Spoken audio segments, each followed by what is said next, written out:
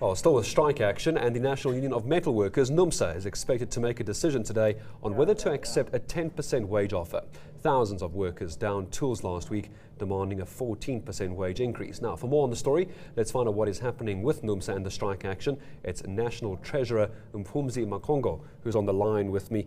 Sir, good morning to you. Are you going to accept a 10% wage offer?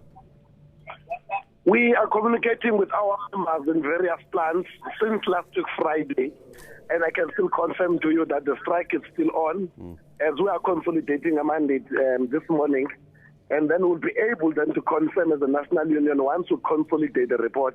But at the moment, all the plans, we are still outside, we are still on strike, which we will make a decision this afternoon.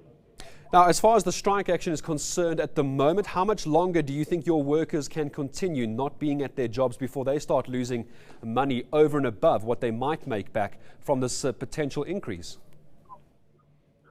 Look, we engage with our members, so we'll be guided by them. But at the moment, I can still confirm that they are still strong, they are still outside, they are still supporting our demands. And we hope that sooner or later the strike will be resolved. Where did you get your numbers from, Mr. Maqungo, if I may ask? Where did you come up with the double-digit figures? How did your finances and your finance people work out what to ask for? What we did before we consolidated demands, we consulted with our members in various plans in various provinces.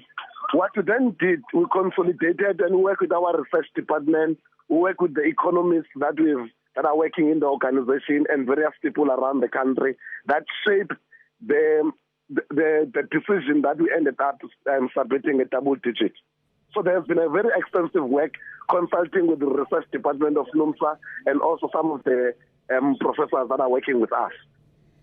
Where do we stand on the housing and transport allowance as well? Are you still demanding what I think is a 750 housing allowance and 125 Rand weekly transport allowance, or are you in negotiation about that as well? Those are the very fundamental issues that makes our members not to be happy. The issue of housing subsidy and medical aid. The response of the employers has been that they want to have study and the research that will make sure that at the end of the day in the industry we've got one common benefit in relation to housing and medical aid and transport. There is a response in relation to transport, even though we are not happy as the current offer that is on the table.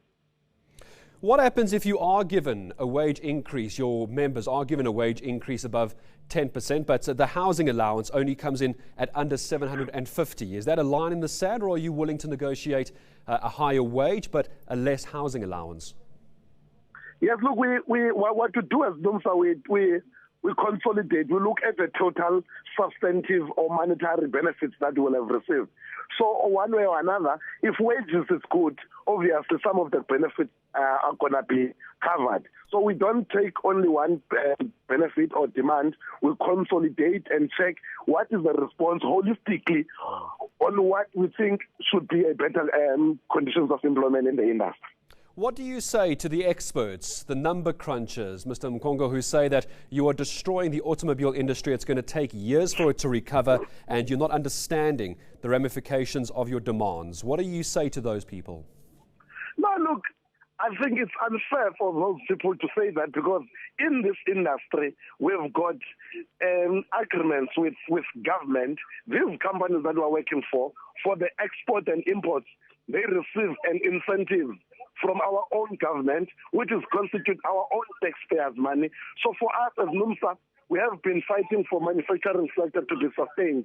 Hence, we think that the demands that we put this time around are reasonable, and you will recall that we only place demands in front of the employers only once in 3 years. So for the next 3 years, once we sign an agreement, this industry is one of the most stable industries. And as far as the strike action today is continuing, you said it will be ongoing this morning. What time are you expected to meet your employers, Mr. Maqungo? We are meeting with workers now. As I'm talking to you, I'm currently in General Motors. We'll be going to VW after this meeting. And so we are addressing workers. With employers, they will be guided by the process. If members are not happy, we will consolidate and go back to the to the CEOs of these companies and explain what are these demands that members are not happy. If things are happy, obviously a national union will take a decision listening to various companies. Remember that we've got 7 companies. Once we receive the majority, we shall be consolidating that report of metalworkers. And we'll leave it there for the moment. We'll wait to hear from your organisation as we follow the story throughout today. That was Mphumzi Maqungo, the Numsa National Treasurer, on the line to me. News that moves. eNCA.com.